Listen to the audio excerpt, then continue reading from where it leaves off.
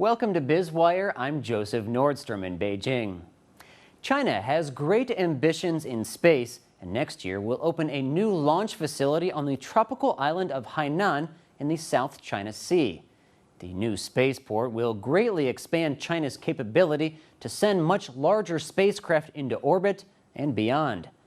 China has been developing a new generation of wider-body launch vehicles for which the new site is designed. With advances made in China's rocket technology, many say the country's space program is entering a new era. Writing in All Things Nuclear, China space and security analyst Gregory Kulaki says that while some observers may continue to see space as an arena for great power competition, many Chinese space professionals hope to expand international cooperation and collaboration. Diverse civil, scientific, and commercial space aspirations occupy the imaginations of China's young and rapidly growing space community. Kulaki says military competition remains important, but it may no longer be paramount. Plans for the new spaceport in Hainan embody this change. Kulaki says the proposal for the new launch facility was approved in 2006.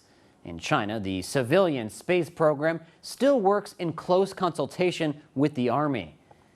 In fact, military supervision of China's space program goes back to the late 1960s when the Chinese Academy of Sciences lobbied the central government to put its satellite and carrier rocket programs under military administration to protect them from possible political persecution during the Cultural Revolution. Promoted as the Hawaii of China, Hainan Island is considered well suited for a spaceport. The facility is being built on the relatively undeveloped northeastern corner of the island where few currently live. But instead of preserving or reinforcing the launch site's relative isolation, Kulaki reports that the city planners are working hard to integrate the spaceport into the island's already substantial tourist infrastructure. The spaceport will supposedly be surrounded by 37 different development projects, including a space-related theme park and a park highlighting the island's history and culture.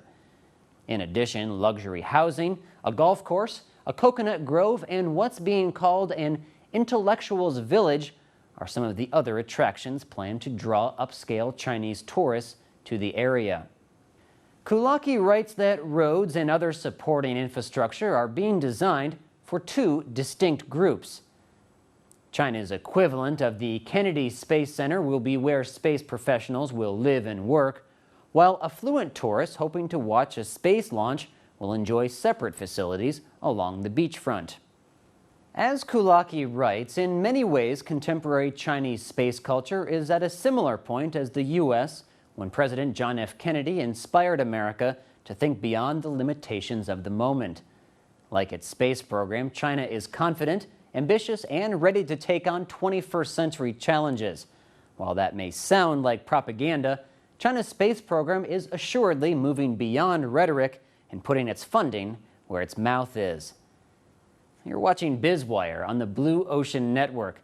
We'll be right back with more insight into the big picture of China's economy.